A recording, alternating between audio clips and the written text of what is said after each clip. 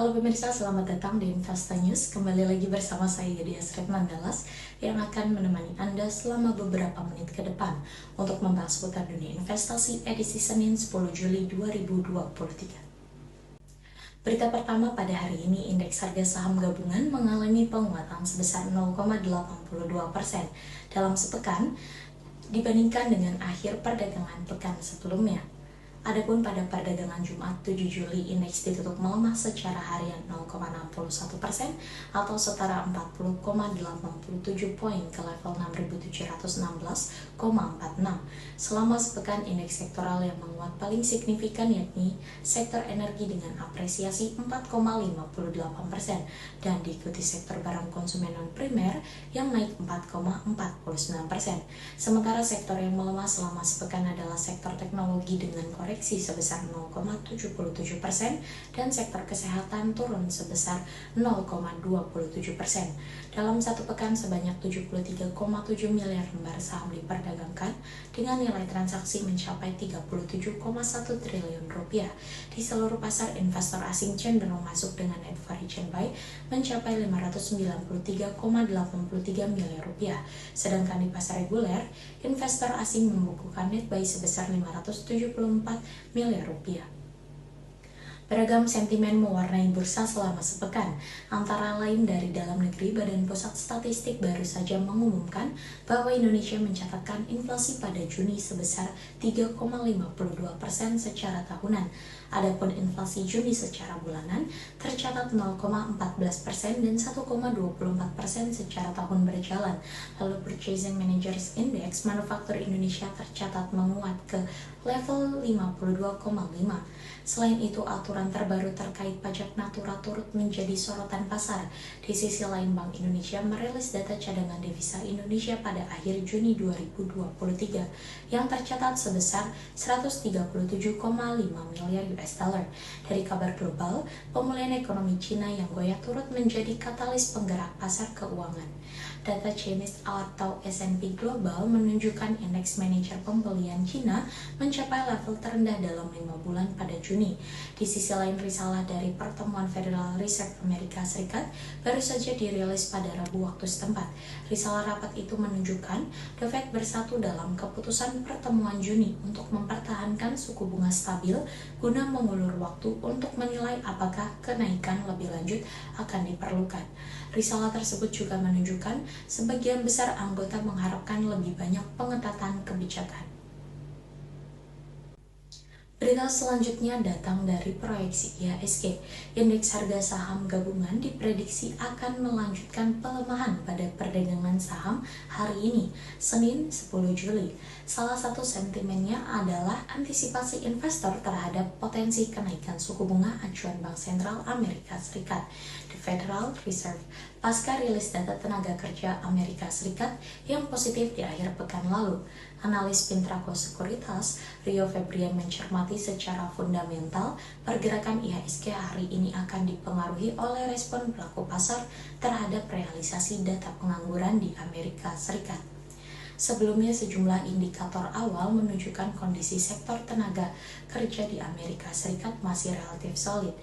Rio mengatakan hal ini diyakini mendukung kecenderungan The Fed untuk tetap menaikkan suku bunga acuannya. Dari dalam negeri sendiri, cadangan devisa Indonesia pada Juni 2023 turun 1,8 miliar US dollar secara bulanan ke posisi 137,5 miliar US dollar. Rio berkata bahwa meski turun, jumlah tersebut masih cukup untuk membiayai 6,1 bulan impor, jauh lebih tinggi dari standar kecukupan internasional di 3 bulan impor. Ia melihat pada penutupan perdagangan akhir pekan lalu, IHSG kembali bergerak ke bawah MA20. Sejalan dengan itu, Stochastic RSI membentuk dead cross pada overbought area dan MACD membentuk penyempitan positive slope. Keduanya mendukung potensi pullback lanjutan pada Senin 10 Juli. CEO Advisor.id Praska Putrantio memperkirakan hari ini IHSG akan loyo di kisaran 6.662 hingga 6.763. Investor tengah menantikan rilis data inflasi Amerika Serikat pada Rabu, serta data produk domestik bruto dari Cina per kuartal 1. Hari ini Praska merekomendasikan beli saham PGAS dengan target Rp1.450 per saham, lalu saham ABMM dengan target harga Rp650 dan LSIP dengan target Rp1.100 hingga Rp1.150 per saham.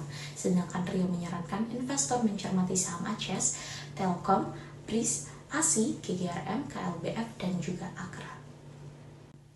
Beralih pada sektor komoditas, harga emas batangan 24 karat PT Aneka Tambang pada perdagangan Jumat mengalami kenaikan tipis dibandingkan patokan harga Jumat pekan lalu. Ini merupakan kenaikan mingguan kedua. Harga emas 24 karat antam ukuran 1 gram dijual Rp1.050.000 per gram, naik Rp1.000 dibandingkan harga jual pada Jumat sebelumnya. Secara harian, harga emas antam pada perdagangan Jumat hingga Minggu 2 Juli yang senilai Rp1.049.000 per gram merupakan level terendahnya dalam sepekan. Adapun patokan harga pada Rabu 5 Juli sebesar Rp1.058.000 per gram merupakan level tertinggi harga emas antam dalam sepekan. Sementara itu, harga emas satuan 10 gram dan 25 gram masing-masing dijual Rp9.965.000 dan Rp24.862.000. Selanjutnya, harga emas satuan 50 gram dan 100 gram dibanderol masing-masing Rp49.645.000 dan Rp99.212.000.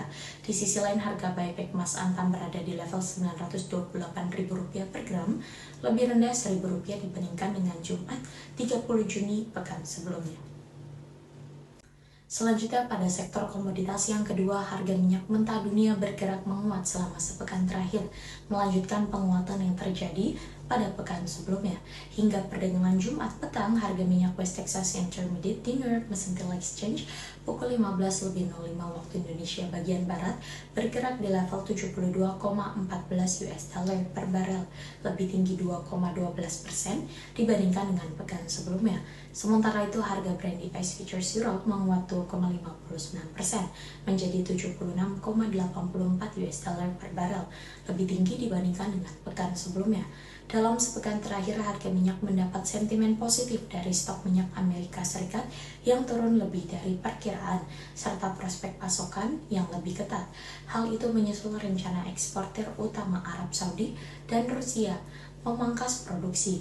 Arab Saudi berencana memperpanjang pengurangan produksi sukarela sebesar 1 juta barel per hari hingga Agustus. Sementara Rusia dan Aljazair secara sukarela untuk menurunkan tingkat produksi dan ekspor Agustus masing-masing sebesar 500.000 ppd dan 20.000 ppd. Sejauh ini, OPEC telah memangkas produksi minyak sejak November di tengah harga yang lesu. Sementara itu, data American Petroleum Institute menunjukkan stok minyak mentah Amerika Serikat turun sekitar 4,4 juta barel dalam pekan yang berakhir pada 30 Juni. Sementara persediaan bensin dan sulingan naik. Berita penutup kita pada pagi hari ini, data ketenagakerjaan Amerika Serikat di akhir pekan lalu akan mempengaruhi rupiah pada perdagangan Senin 10 Juli. Investor selanjutnya menanti rilis data laporan survei konsumen Indonesia bulan Juni 2023. Nilai tukar rupiah melemah 0,57% secara harian ke 15.142,5 rupiah per dolar Amerika Serikat pada perdagangan Jumat 7 Juli. Sepekan rupiah melemah 0,5%. Pengamat mata uang Lekman Leong mengatakan rupiah dan mata uang asing melemah terhadap dolar Amerika Serikat di tengah meningkatnya ekspektasi suku bunga The Fed. Kekhawatiran karena imbal hasil obligasi Amerika Serikat 2 tahun menyentuh rekor tertinggi dalam 16 tahun. Dari internal data cadangan devisa yang menurun menekankan rupiah. Direktur PT Laba Forexindo Berjangka Ibrahim Aswabi mengatakan klaim baru tunjangan pengangguran Amerika Serikat meningkat cukup signifikan. Menurut Ibrahim, tekanan bagi rupiah berasal dari ekonomi global.